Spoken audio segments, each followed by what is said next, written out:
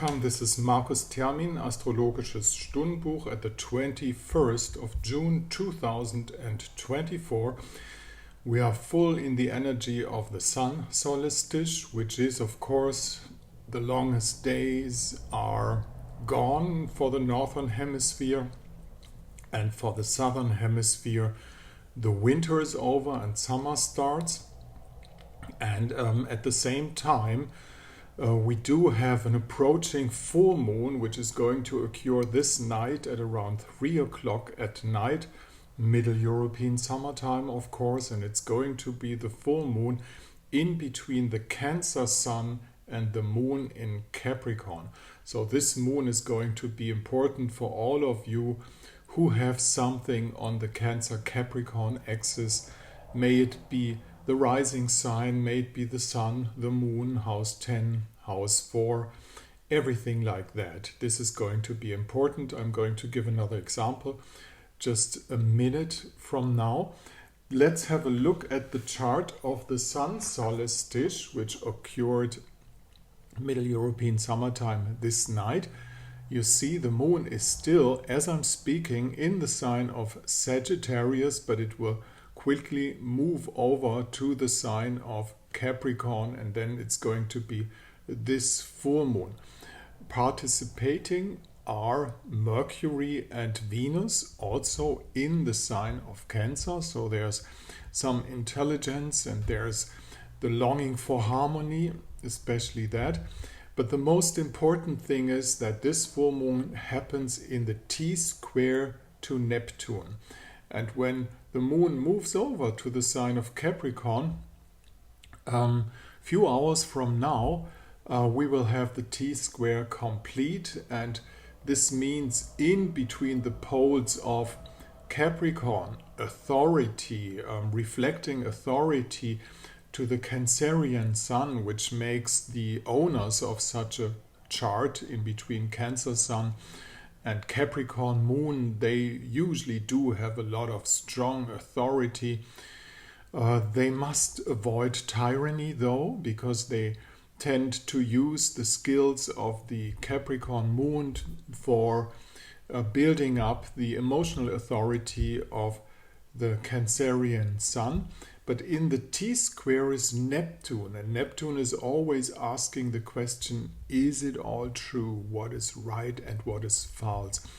At the highest vibration, Neptune is the spiritual world itself, it's the spirit itself. And at the lowest vibration, Neptune is just falsehood, lies, pollution. So this is the T-square we are actually dealing with.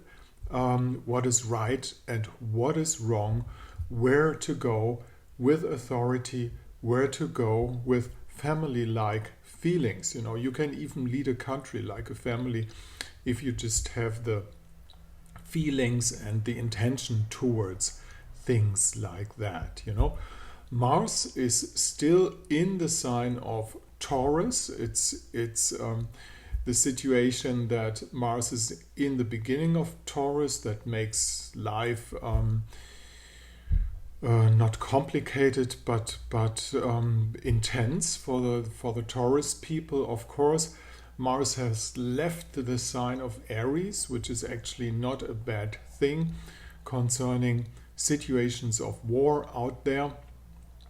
And of course, Jupiter is left in the sign of Gemini, keeping the position there and upbuilding the idea of knowledge and information at the same time.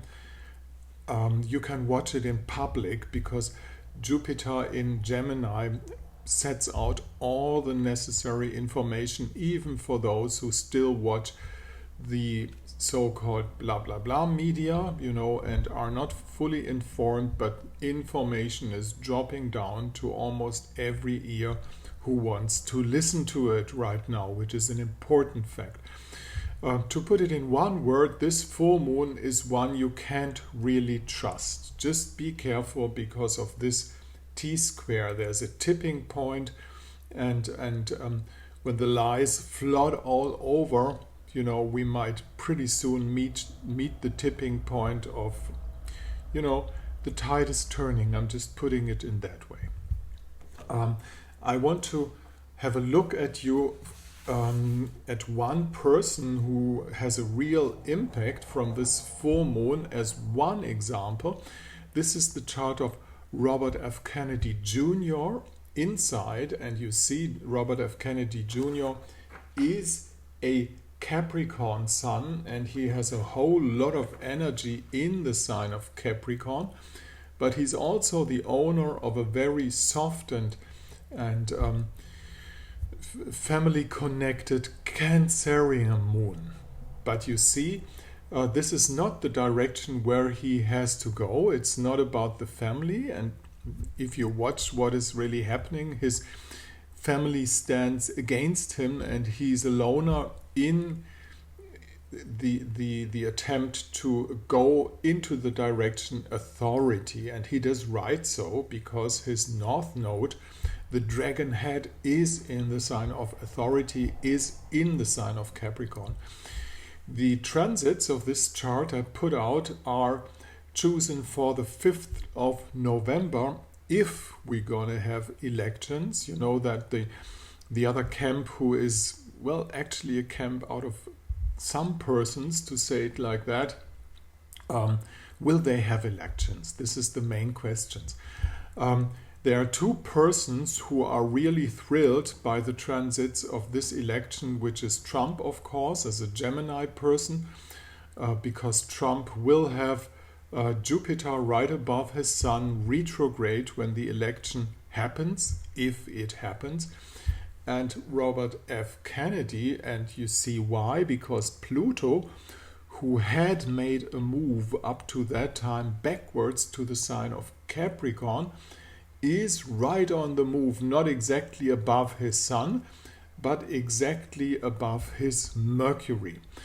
Now, we know that the President Biden give Robert F. Kennedy no Secret Service protection out there in the wild, though there might be 100 reasons to give him.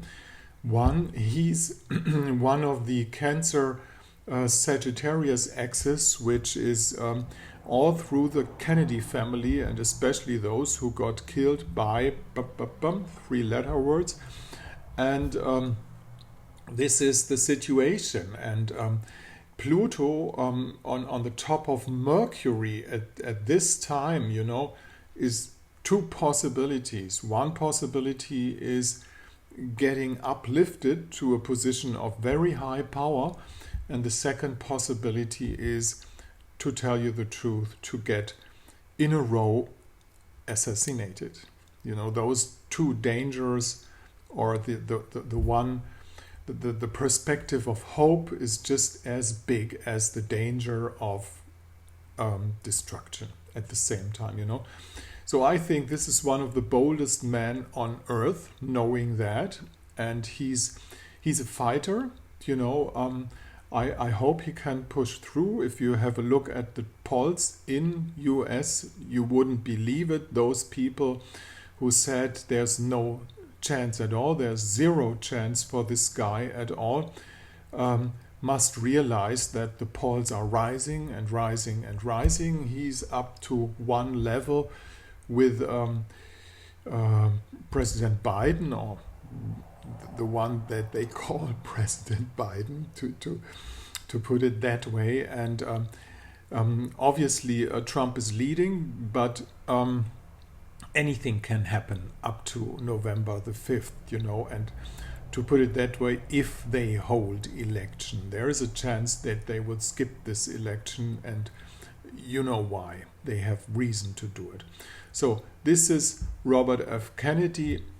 In the inside, the rising sign Leo is not 100% sure, because we don't really know about his birth time, but it's probable. It's one of those probable birth times. It can happen. And realize up there's a signature of, let's hold it a little closer, Jupiter returning to Jupiter, even being retrograde on the time sign of Gemini. So this is just as strong to become president as Donald Trump's chart is.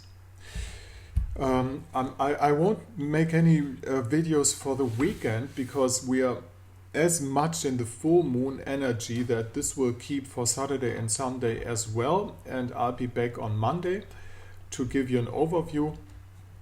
Just to put it in one sentence, this is an unsecure full moon. Can't trust this full moon.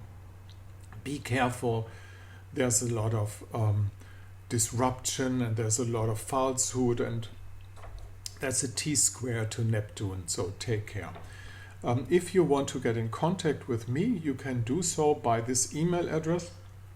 Mind the DE at the end, because this is a German astrologer talking to you. You might have realized that this is not my native language, but I'm trying to improve. It depends on how many people I'm surrounded with I can speak English to, and also on the amount of literature I'm able to read in English. And down here at my German blog site, you might not be able to read it, but there are translators anyway all over. This is about the conditions for a real astrological consultation. And that is what for? To see where this full moon does an impact to your personal chart. Markus Termin, the 21st of June 2024.